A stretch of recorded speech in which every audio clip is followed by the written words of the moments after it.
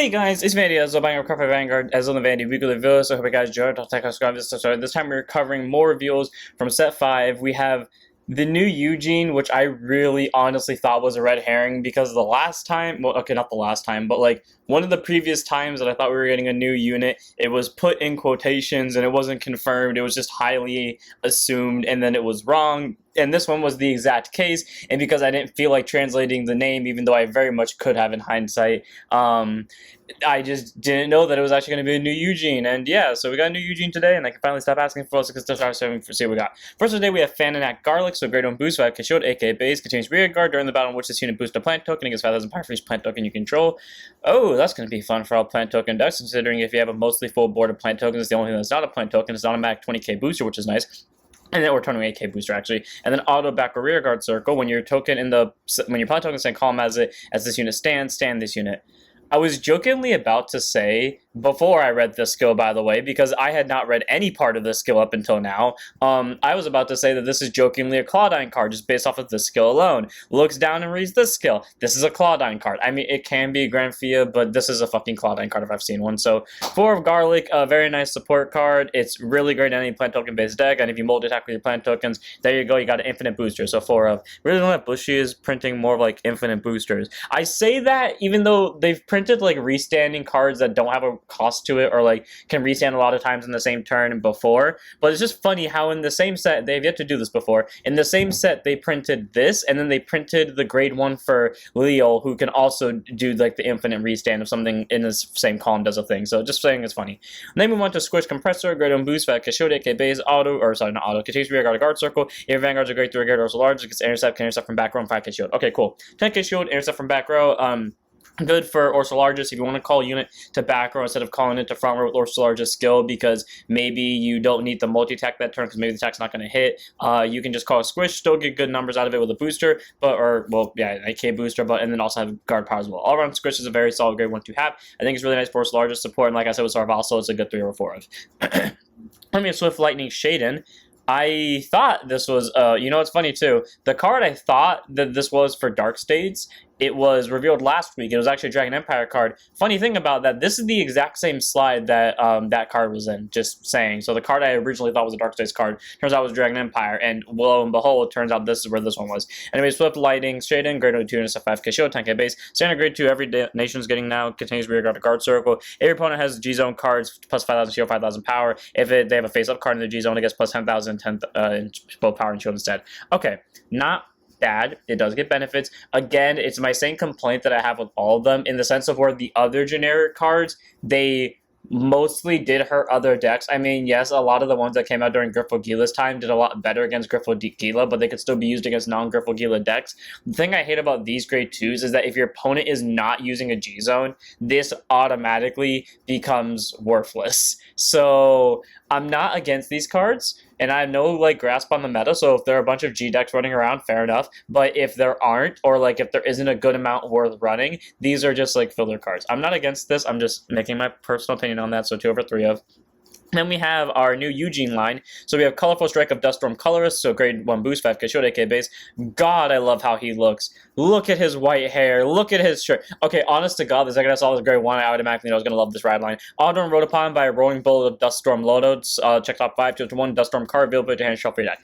Okay, so Eugene confirmatively now is a Duststorm unit. What I mean by this is the entire time Eugene was being supported, outside of maybe one random support card, Eugene never actually specified the Duststorm card name. It just happened to be the trend that 95% of his support cards were Duststorms, and the very few of them. For example, that one card that was split between Gandiva and Eugene, the Dignoran, the Restander, would be called Draggers, but also would be called Duststorms. There we go. We have a searcher for them. God forbid Bushy ever gave us a Duststorm PG. I will wait for that day. But either way, honestly, I'm fine with this grade 1. It's a free top 5 source for literally any Duststorm card. It can fetch you a Persona ride. So what's nice about this? This is an easy 1-up for me in the right deck. Then we have Roaring Bullet of Duststorm Load. So low Nodo, grade 2 and 5k shield, 10k base. Of course he has a minigun. Auto and Rotapon by a grade 3 card of Eugene in the card name. Nice that it works with both Eugenes. I mean, technically speaking, it would anyway, since new Eugene has like the same Hexa Orb skill where it counts as the old one on Vanguard Circle. So if you want to run the old ride line with Eugene, you very much can. The only sad thing is that colorless requires this grade 2. I do prefer Randor a little bit to this, just because of what has happened recently with this new grade 2. But I mean, I still like it. Anyways, Energy Blast 3, draw 2 cards, choose a hand card, summon to soul.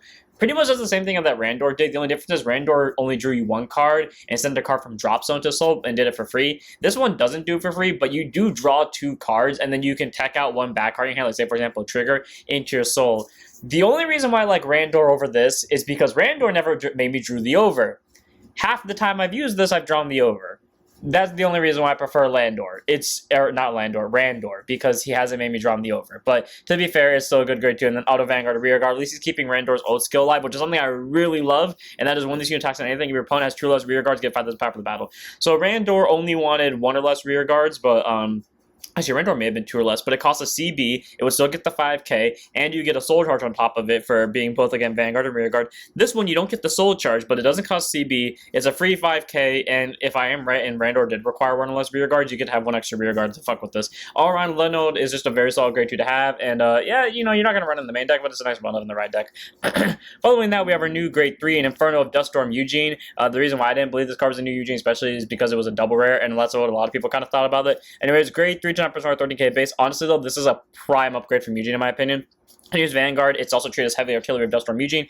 Again, so all of your cards that specify that Eugene, for example, the dinosaur or anything like that was an early D, would count towards this card. And again, if you wanted to run the old ride line, because it would still count as old Eugene when you ride on top of Randor, would be able to proc Randor skill. Act Vanguard once per turn, rest 2 rear guards, choose an opponent's column, murder all the rear guards in that column. Okay, so downsides to this, it doesn't get the 10k anymore like Eugene. Upsides, or OG Eugene. Upsides to this, it kills a whole column instead of 1 rear guard.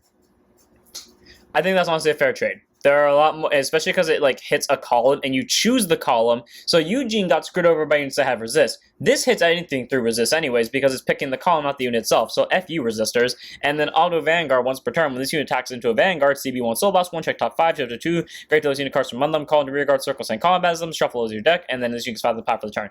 Okay, let's just stop it there. CB1, Soul Blast 1, extremely cheaper compared to old Eugene. Does take up CB though, but on the bright side, you check top 5, guaranteed, unlike before where you just depend on your opponent's open rear guard circles. You can pick any 2 units, you call them to rear guard circle, granted they have to be in the same column, but a inherent multi-attack in the Vanguard, so you don't have to rely on rear guards like Ingram, and then this unit is at least an 18k for his swing. Honestly, that's pretty decent. And then if your opponent's Vanguards are grade 3 or greater, and they also have 3 more open rear guard circles, this straight up guarantees 2 of them if you time it right. So all you need is 1 more rear guard kill, and I'm going to give you a hint, these 2 alone give, well, this one alone gives you another one. The called units get 5,000 power for the turn. All around, pretty solid. So this thing gets 18k, the units called get an extra 5k, so all around Eugene is a very solid grade 3. I think this is a very good upgrade. It's nothing too insane, it's not like absolutely busted. I was telling Oolong how I wanted something like this where it wasn't just going to be like, say for example, OG Zorga to Zorga Mask and like they just skip Red Zorga. I'm really glad that this felt like a consistent upgrade. It kept old Eugene alive in the sense of its skills, but changed how they worked a little bit and made it more modern, more consistent. So honestly, I love this a lot.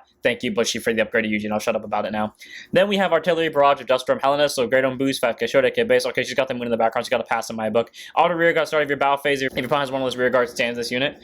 Okay, didn't we just get a card that had the exact same skill in the start of D? Yes, we did. Actually, in fact, that card was better because this thing also has continuous guard circle. If your Vanguard to Duststorm, get 5,000 shield. Okay, yes, the other grade one I'm thinking of was restricted to Eugene for that 5k shield bullshit, but yeah, things that people hate about these 2 cards is these are almost basically these are almost the exact same as previous Eugene support cards, and Bushy did not care. To be fair, they do have a lot of dust storms, but also to be fair, they could have done a little bit better with this, considering again, like this is literally a card from that already existed in the last 4 sets, just arguably worse, considering what the other card does, since it automatically stands when an opponent's rear guard's killed, not requiring 1 or less rear guards. And then Brilliant Bullet of Duststorm Ragnet. Okay, a lot of people hate her, and it's fair. I like her a lot, but it's fair why people hate her. Great turn to 5k shield, 10k base, auto, or not auto, actually, it's an axe skill?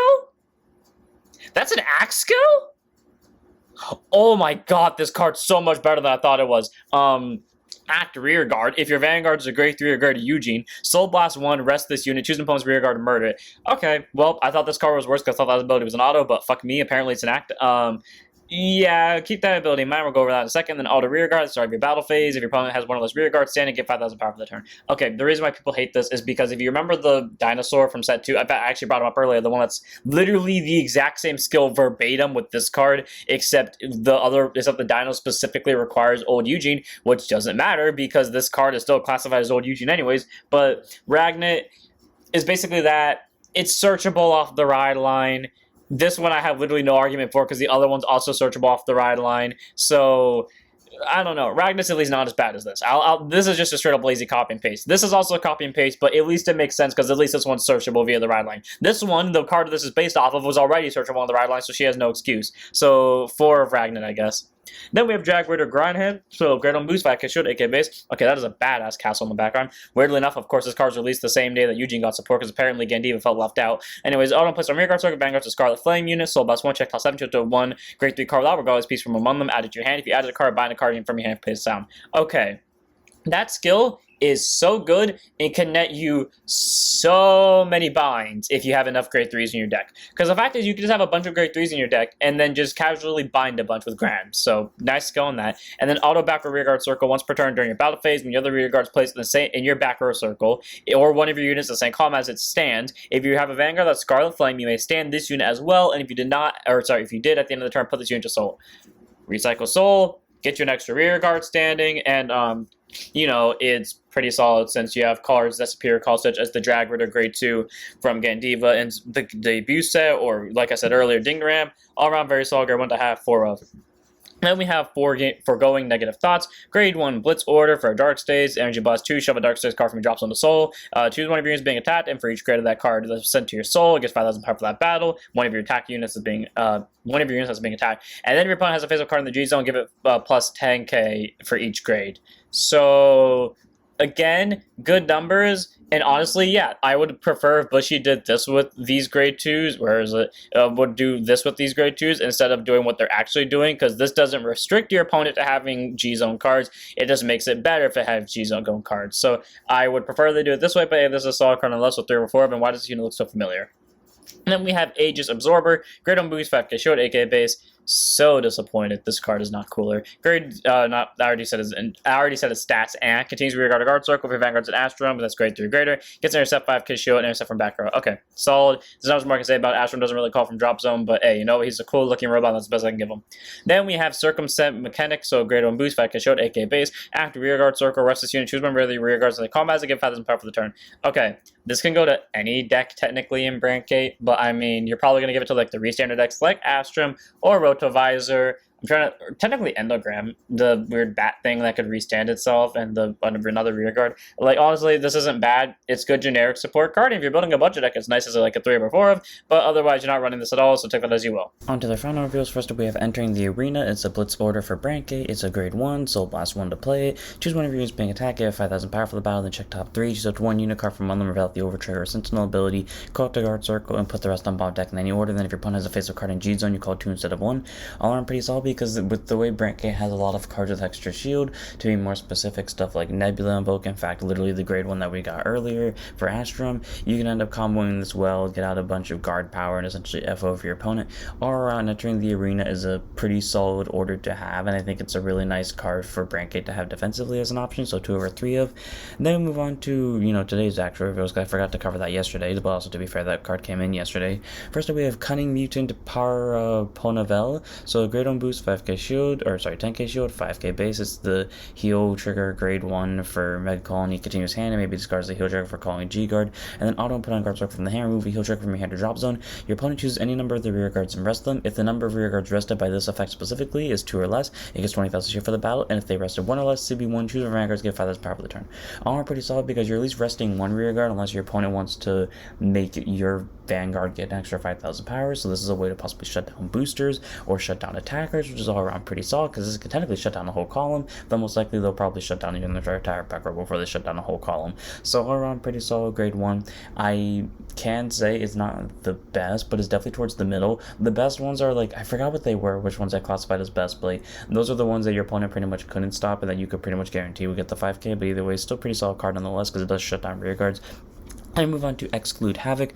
Great Own Boost, 10k shield, 5k base. This is the Spike Brothers one. All I need to do is see the art to know that. Continuous hand, you may discard a heal trigger from your hand for the cost of calling a G guard. On a guard circle from hand, remove a heal trigger from hand or drop zone. Choose up to 3 normies with a sentinel and with different grades from your drop zone. Bot deck all of them in any order and perform all the following. If he shows a grade 3 or greater card, give this unit 20k shield for the battle. If he shows 3 cards, counter plus 1, 5000 power to the Vanguard for the turn.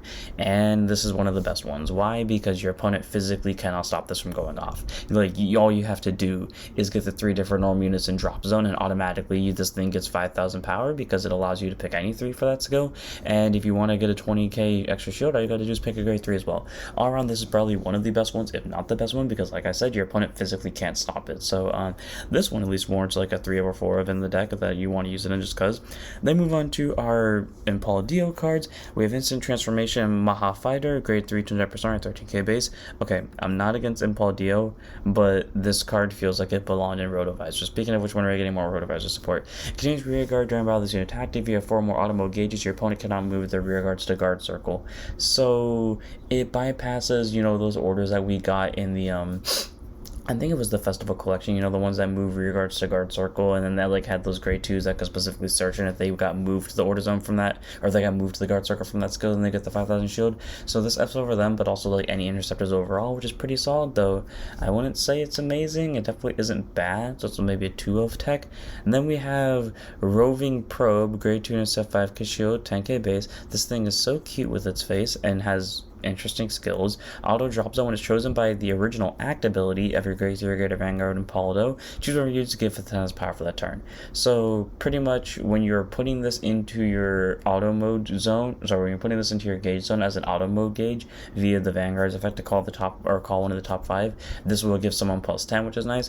And then auto drop zone, when this card is chosen by the original auto ability of your system code Exceed, soul charge 1, counter charge 1, or energy charge 1. So cool. Get you more energy, which doesn't matter because none of the deck uses energy, but okay, and get you more soul. Again, doesn't matter because none of the deck uses soul, and even if Nebula Invoke uses soul, but we have the retiring grade 1 for that, so Roving is not bad. If one of its abilities was a CC, then it would be better, but hey, you know what, it is what it is. Roving Probe is not a bad grade 2, it's a 3 of, but I definitely wish this was like either energy charge 1 or counter charge 1, but we take what we can get. Then we have, I'm just gonna call this Nebula Invoke's younger brother in the form of Headway Router Dragon. Grade 1 boost, 5k shield, 8k base. Auto plus on rear guard circle. If you have an auto mode gauge, energy blast 3. Okay, that's where the energy comes in helpful. Check top 5 to 1 card, the different carding from this unit, and a grade listing equal to your Vanguard, call it to rear guard shuffle deck.